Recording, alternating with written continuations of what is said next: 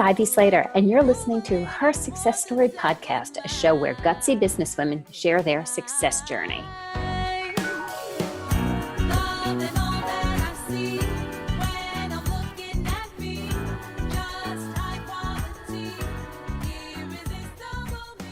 Hi, this is Ivy Slater. Welcome to today's episode of Her Success Story.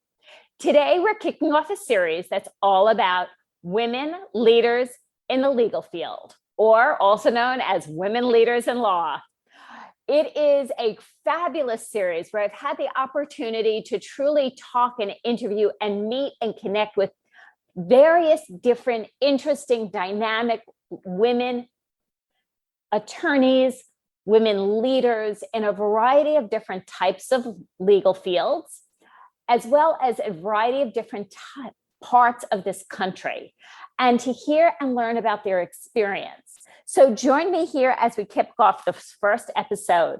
Of course, as I always say, remember to leave your thoughts and comments below. What are your takeaways, and what are you learning from showing up and listening today, as well as what are you going to implement? Also, it might be interesting to know as you listen that we'll also be doing an aligned series on our LinkedIn live show, Slater Success Live, this month of June 2021. So if you miss it, go back to LinkedIn and check out some of those interviews. Again, always let me know what you're taking away. Enjoy the series, and may this make an impact of how you're showing up as a leader today and tomorrow. An amazing guest today that I'm so excited to bring you. Robbin Itkin is a partner at Slater in the bankruptcy practice group. Her experience restructuring billions of dollars of debt includes insolvency resolutions in Chapter 11 cases and numerous restructurings outside the courtroom. As a mediator, Robbin uses her problem-solving strength to advise both healthy companies and those in distress, leading them to negotiate effectively with their own creditors, counterparties who are fragile economic straits. You know, Robbin has been involved in major work, including Chrysler Corporation, Lehman Brothers, the Los Angeles Dodgers, and she has been really hailed in her expertise to be a super lawyer since 2005, also named in Southern California's top 50 women lawyers and top 100 lawyers. Robbin, I'll always say, is more interesting to talk to her than talk about her. So Robbin, thank you for joining me here today. Thank you so much, Ivy. It's really a pleasure and an honor to be here. So what drove you to get involved in creating a legal, to become a lawyer, and what started that? Let's go back to the beginning. Yeah, when I think about it, it goes actually way back. It goes back to grammar school and junior high school. And I thought I wanted to be a teacher. So I used to sit in my room and pretend I had a classroom of students, and I'd talk to them and I'd teach them. And then when I was actually in high school, I took a business law class. And I just loved it. And there were so many challenging issues and ways to think about things. And I thought, I think I want to be a lawyer. So then I started being in my room, pretending I was talking to clients and talking about different issues.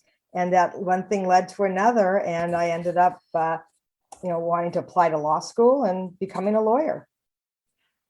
So, when you look at areas of law, there are areas of law that are very, very male dominated, and you have other areas of law that are a little more, that are more integrated. It's interesting when I started learning about you to see how you really hunkered down, the bankruptcy and business restructuring and all that work. Is it true that's a very male dominated area?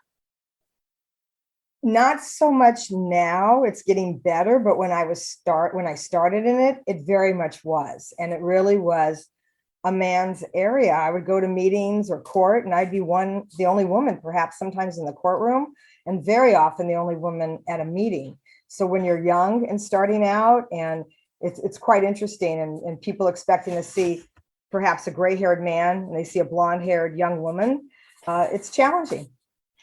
So how have you navigated the challenges you have been a partner and a leader in this field for Give me, fill in the blanks here. A lot of years, since the 90s, since the late 90s. I'm not a spring chicken, but yeah, since the late 90s. I've been at different firms. I've welcomed new opportunities as they arise, and have been a partner at many different firms, some very large, from the largest firms in the world to smaller firms and boutiques. I'm now at a smaller firm because that's kind of where I found the most excitement for me, to be at a smaller firm when everybody is sharing the highs and the lows together. And it's very exciting when you bring in a new client and you work as a team and really collaborate. And I love that. But I think it was really, I didn't think about being the only woman in the room. I really didn't. I mean, I would notice it, but then I just wanted to be the best I could. And I wanted to be professional at all times and mature, because I was young when I started. I was in my early 20s. And I could see when I would go to meetings, right, I would be with an older partner when I first started out. And what would happen is slowly, first people would kind of dismiss you as, can you go get me coffee? And that was, I'm like, I'm a lawyer, but I'm happy to get you coffee, but just remember I'm a lawyer too. But then it would be slowly that they would be calling me, and they wouldn't need the partner in the room anymore. And I'd be addressing their issues and really caring about them, because that's how I feel. Each person to me is very important. It's not just answering a legal issue, but it's really getting involved in how they live and operate and how they have these issues that need to be addressed. And I think that's what's kind of been more of maybe the difference between me and some other people. And I love how you shared that you were the only woman in the room, but you're also a young woman getting started. And we all have to get started somewhere, and we're young when we get started most of the time. And you didn't let the guy woman thing bug you. You just showed up to be your best. Absolutely. And I didn't try to be one of the guys, and I also didn't try to be, I'm a woman. I always dressed very, professionally. I didn't. Some women tend to use some of their assets more than others, and in a room with men, I didn't do that. I mean, I am who I am, and this is how I tend to dress with a buttoned up blouse or something that's feminine with ruffles maybe, but because I always I don't want to look like a man. I want to be feminine. So my suits would always usually have a blouse that has some ruffles or something different like that.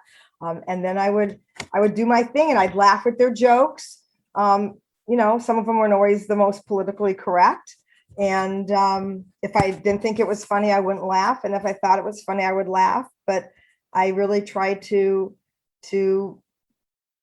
just enjoy myself as well as being in the job. To me, that's really important. Is if you don't enjoy it while you're doing it, it's not worth it. So to me, it was always a challenge and always interesting. I love meeting new people and getting new issues. And that's kind of how it always was for me. And it is today. Yeah. And I have to agree with you on that. There is no reason to do any job and be miserable. And you should always, you should always enjoy what you're doing. And if you're not, navigate to what would bring you joy and find that sweet spot. And I also love what you're saying about finding your own identity, that you could be in a room with men and, listeners, people who have been following her success story for quite a while and have followed me, I spent 20 years, late 80s and 90s and 2000s in the printing industry, which was it was a boys' club, especially in the early days. And I never, I might have been in suits, but just like you, Robbin, they were feminine. I never tried to be that man. And I think there's something about, the confidence of a woman who shows up in her own identity. It's still professional, but we added our twist. If you had a ruffled shirt on, I might have had pearl bracelets on, Right. Always a nice piece of jewelry. That's interesting. Right. So, I want to ask a little bit about, building business. As you build a career, especially as a lawyer, one of the things that, especially back in the day, they didn't teach in law school is how do you get clients? How do you build a book of business? Like, how do you, as you move up and you become more confident in your legal career, expectations are that that confidence is all of a sudden it's going to result in a plethora of business building activities. It's always a challenge. It really is. And I talk to younger lawyers about this too and try to mentor them. You have to get involved, but you have to want to get involved and like it. Like, I love going to all the different professional organizations. I like getting involved as an officer, and that's how you build up. And one thing I was told very early on that made a lot of sense is don't just always stick within your field. Like, just don't go to other restructuring related events, go to other bar related activities, meet lawyers that are in other areas that you can then become referral sources for each other. And so it just naturally, I mean, my husband and I laugh, and I'll mention him, in a little bit, I think, because we go to an event and we're both we're all over the room, and then we meet in the middle and say hi, and then go back and we're around talking to people at all the different tables and things. And that's just always, how I've been, is I really enjoy getting involved. To me too, if I would just have to go sit at my desk all day and that's all I did was read contracts or, negotiate or argue with people or whatever I'm doing that particular day, that wouldn't be enough for me. So I have to be involved and active. So I've always been very active in whatever I could be. I speak on a lot of different issues and topics, meet people at seminars all over. I mean, I can go to another country now, and I know people from the different international restructuring committees I'm involved in. And to me, that's really exciting. And I get referrals from those people. And even, being at a smaller firm, I'm doing work in Singapore. I've done work in Iceland in the past. I mean, it's really, to me, that's what makes a career for me and makes it exciting is really the opportunities to meet people from all over and do different types of things and address different types of issues that clients have and help them. And that's, to me, the exciting part.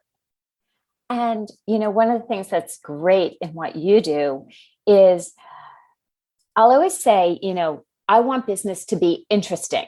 Right. I want to be engaged every day. We reach points of our lives that you say, well, do I want to continue to do this? How long am I going to do it? It's like, right. I love it. I'm interested every day. I don't see an end game. In that way, what you're sharing is that business and the things that you do in your area, that it's always different and interesting. And even though when you pull out the similarities in different business situations, that there's a freshness to your approach. I think that's true. And look, there's not always every day that I'm saying, some days there's like, do I really want to continue to do this? If I'm in a room and everyone's fighting and I think the other side's being totally unreasonable and I can't get through to them, I think, gee, do I really need this frustration all the time? But you know what? That's what kind of fuels me. It's that challenge, right? To me, the biggest challenge is to be in a room with someone who's like said, don't think you're going to get me to settle because I'm not going to, or don't, think you're going to change things. And by the end of that negotiation, we've settled. To me, that is the best thing possible, because to me, when I'm involved, litigating issues is not the best way for anybody to resolve things. And it's better to settle them both financially and, quite frankly, emotionally for clients. Yeah. So that's something that's a big thing for me. So what have you seen this past year? We've been in this global pandemic and you have a global reach. What have you seen in your sweet spot in business, in the business restructuring and bankruptcy and that area? What are you seeing in business overall, and how have you navigated this? I think business overall has continued with new issues. It's been actually very busy. At the beginning, not as busy as people thought, or everyone's going to be filing bankruptcy because, of what's happening with COVID and you can't, but we've actually really been able to, we've been busy, but able to work those things out. I think it's been a climate that has forced people to try to realize they need to work things out. Number one, the courts weren't taking cases as quickly, right? So people are going to have to wait a year or two and sometimes 3 before something's going to get heard. And there's just, people understood, like in the real estate area, for instance, and restructuring there. You've got a tenant who's got issues, right? Because they can't conduct their business. They may be closed. They may be a restaurant. They have a landlord who now is not getting the money from them. And then the landlord has a lender who's not getting paid from the landlord. So there's like this tripartite group of people that need to work something out in order to be a win-win for all of them. And I think people have understood that. We haven't seen this onslaught of bankruptcies that we thought we would. There've really been a lot more out-of-court workouts. And clearly what's been involved with every industry is working by Zoom, right? And working in a different way, right? I hadn't been in my office since this started in over a year. And I actually changed law firms in the midst of this because I got an opportunity to be involved in a very big case, a big Ponzi scheme, which was really exciting. And the opportunity was to be at a different firm to do that.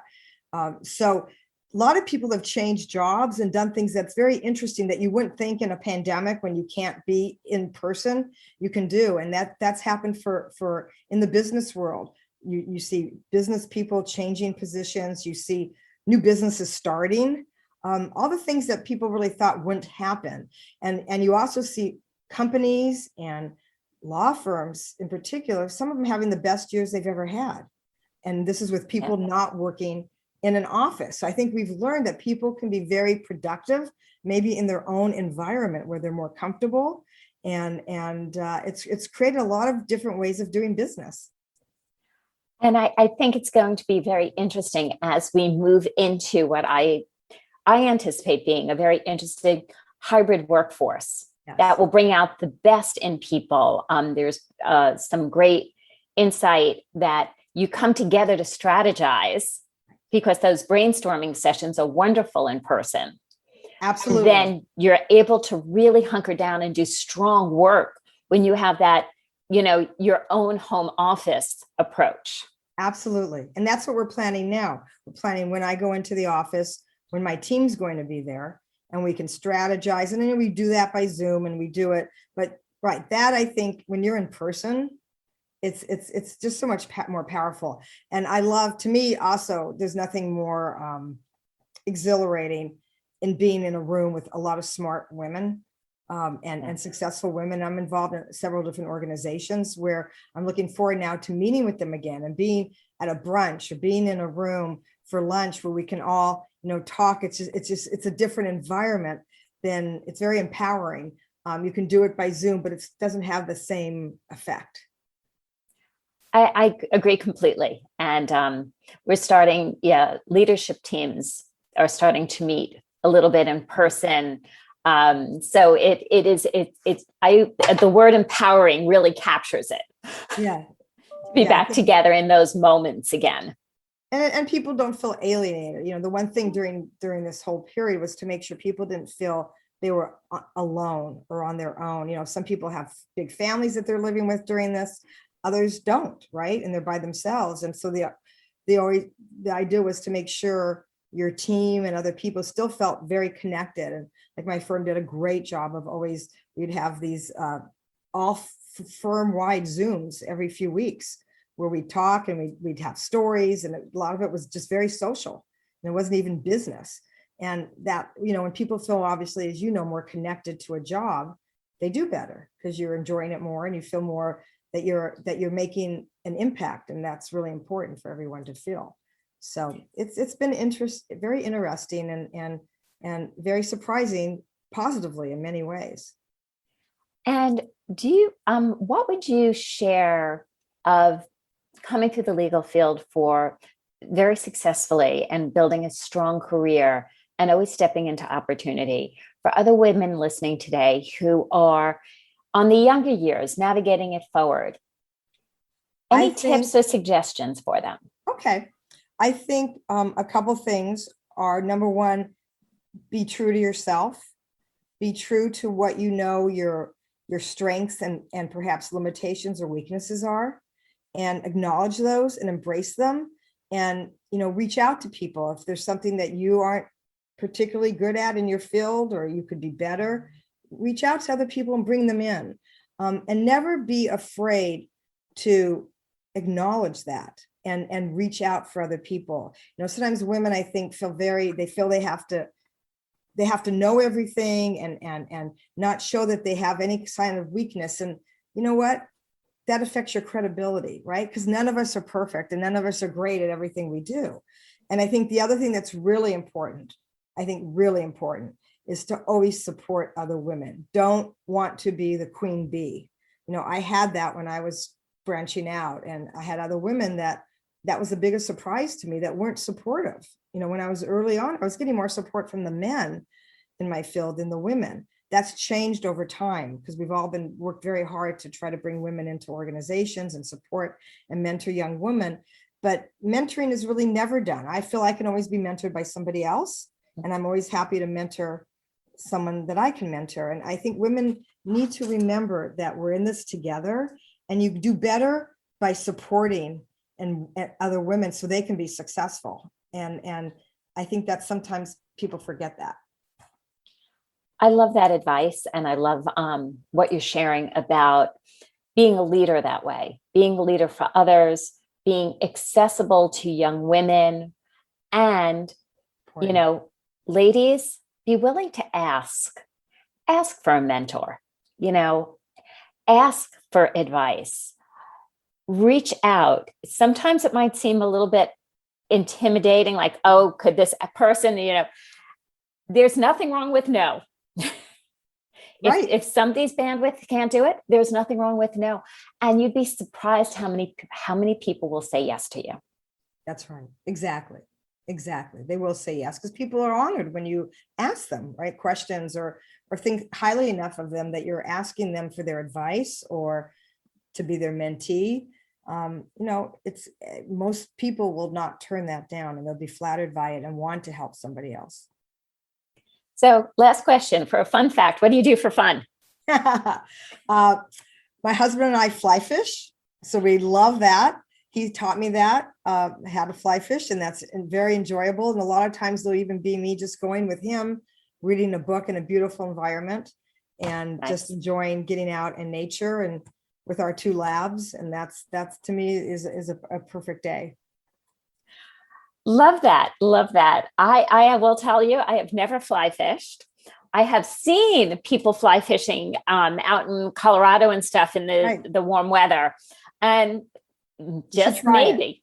You should try it. It's really lovely. And it's a very cathartic thing because you're not thinking about a lot of other things or your work or a case or, what the next thing is you need to do with your job. You're really concentrating on trying to get that fish. And we all do catch and release, and we always throw back, which is important, but it's fun and very different.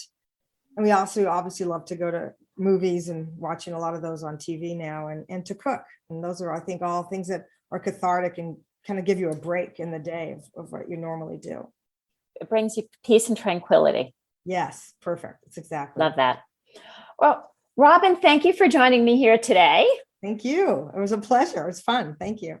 It has been fun. And listeners, we are in the Women in Law series. So thank you for joining us. Continue to listen to many other fabulous interviews. I will always say the same thing at the end of an interview, and that is take a moment and leave a note of what the most impactful piece of this interview was to you today. And with that, what action has it driven you to take to move yourself forward? Remember to hit subscribe. We come into your inbox every Monday morning with great new content, interviews, and insight. Thank you for joining us here today at Her Success Story.